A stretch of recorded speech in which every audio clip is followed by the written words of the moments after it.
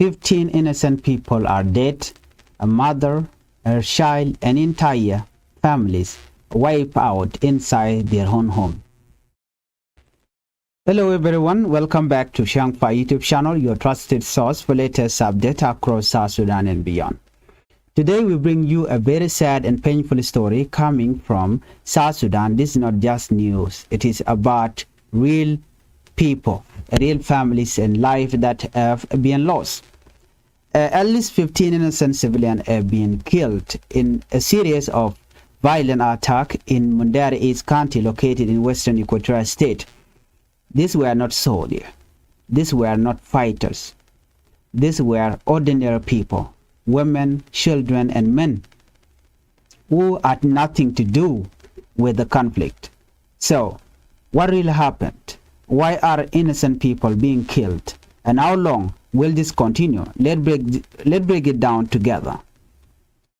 To understand this situation, we need to first look at the root of the problem. In many parts of South Sudan, cattle are very important. They are not just animals. They represent wealth, pride, and survival. But at the same time, cattle have also become a major source of conflict. What we are seeing in Mundri is part of a cycle revenge. One group raid cattle, the other group respond. Then the violence grows bigger and bigger. This time, the conflict involved army header from Terekeka County and Mundri East County. What started as a cattle raiding quickly turned into deadly violence against civilians. According to local authorities, the violence took place in an area called Minga Payam over the past week. Here is how event unfolded. First, a group of army headers from Terekeka reportedly entered Mundri East and carried out several cattle raids. This means they forcefully took cattle that did not belong to them. In response, some people from Mundri East carried out a retaliation attack where they also took cattle back. At this point, the situation became very dangerous. The header whose cattle were taken decided to chase after the attackers, but instead of recovering their cattle, something tragic happened. Let's look at the first attack. On Friday, the army group reached a home in Minga. What they did next shocked the entire community. They attacked the house and killed 4 members of one family. Among the victims were a woman, her young daughter, and 2 men. All of them were civilian. All of them were innocent. They were killed in their own home. Imagine that for a moment. A family inside their house, not expecting danger, and suddenly violence entered their life. The second attack, sadly, the violence did not stop there. Just one day later, another attack happened. This time, 11 more civilians were killed. This brought the total number of deaths to 15 people.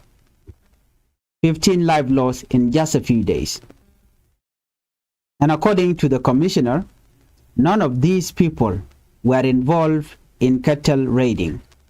They were simply caught in the middle of a conflict that they did not create.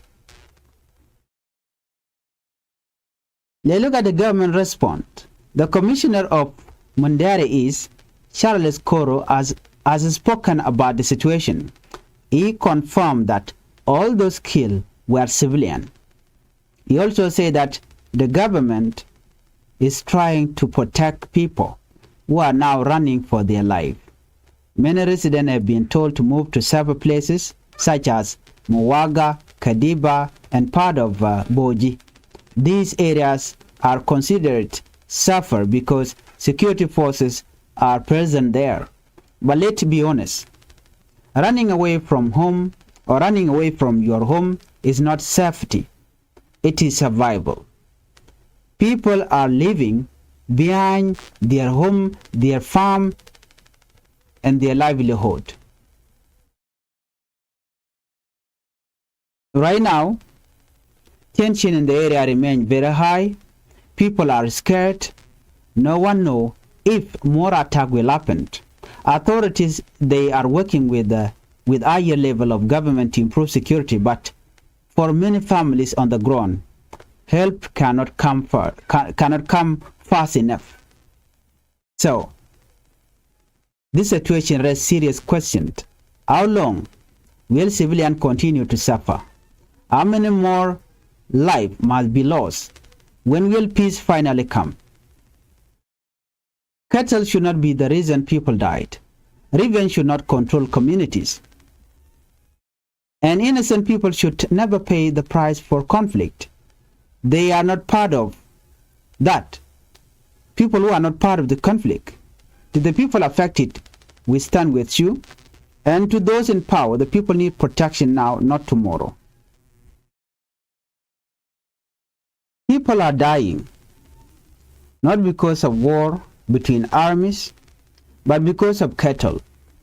Villages are burned, families are attacked, children grow up in fear. So the big question is, why has the government of South Sudan failed to stop cattle raiding?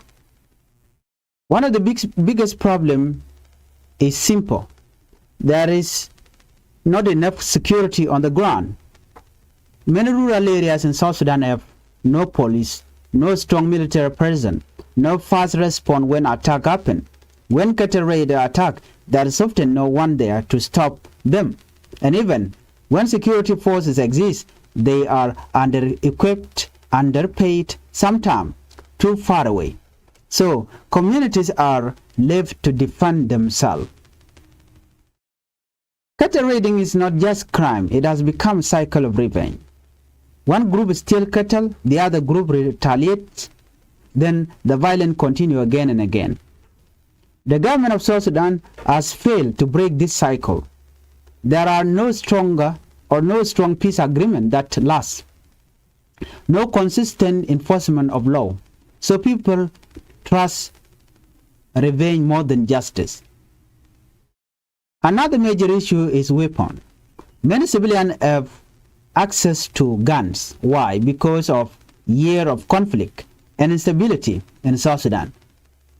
When young men have guns, small conflict become deadly.